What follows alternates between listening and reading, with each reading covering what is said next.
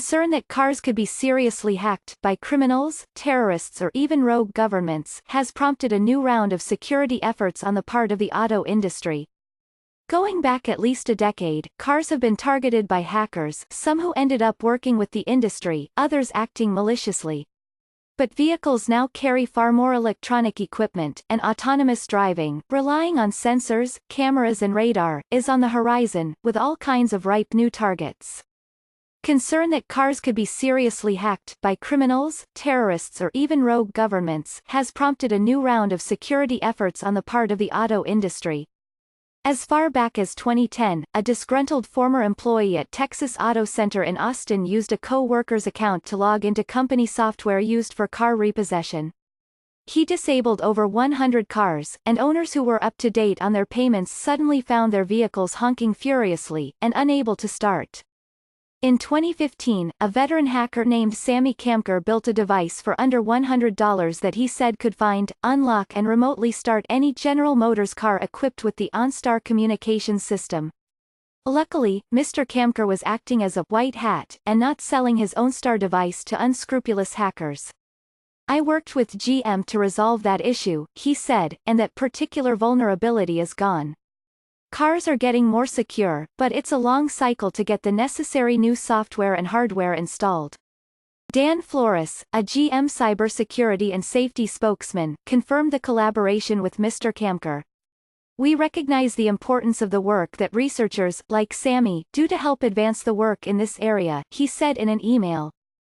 Securing cars is a big challenge, which is why some companies that traditionally prefer to go it alone have teamed up to share best practices. Digital threats to self-driving cars, according to a 2018 University of Michigan report, include hackers who would try to take control over or shut down a vehicle, criminals who could try to ransom a vehicle or its passengers, and thieves who would direct a self-driving car to relocate itself to the local chop shop.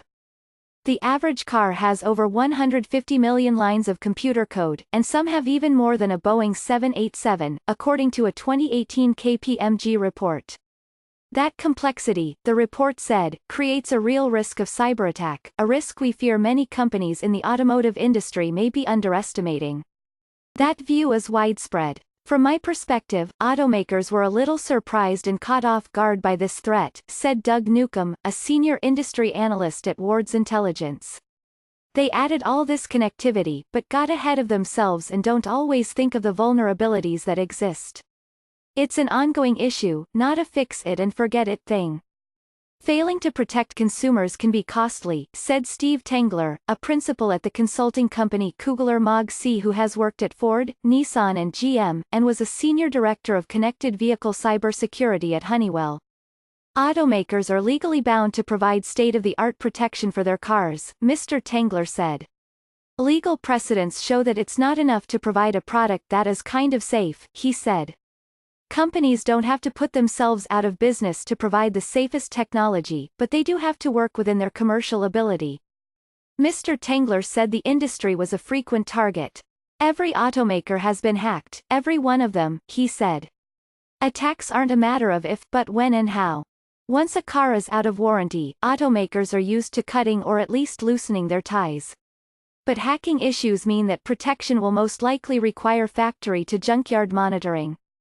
In 2015, Fiat Chrysler recalled 1.4 million cars and trucks after Chris Velasek and Charlie Miller demonstrated, in a Wired magazine article, that they could remotely control a Jeep Cherokee's brakes, radio, wipers and other functions by gaining access through its Uconnect infotainment system.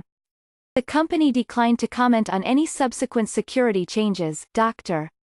Andre Weimerskirch, vice president for cybersecurity and functional safety at Lear Corporation, said that automakers had made huge improvements in recent years, and that joint efforts involving the industry, academia and standards organizations had also led to gains.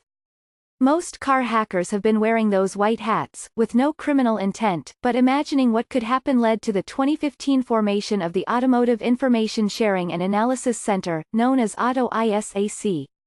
Most of the world's automakers are members.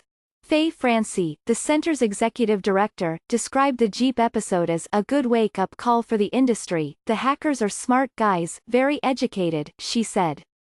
"It's not simple to do what they did. We're fortunate that there hasn't been another breach, but it's not impossible. Not impossible, but still difficult. Ron Plesko, a principal at KPMG Cyber Security Services, agrees that hacking into a car's driver controls requires a lot of knowledge and effort. It's not as easy as Hollywood claims it is, he said. That's one reason we haven't seen more major attacks. But Mr. Plesko argues that today there isn't much incentive for thieves, since the identity information stored on board vehicles is fairly limited. But, he added, that's about to change as we do more purchasing through the dashboard of the car. The automobile is becoming another computer that can be hacked.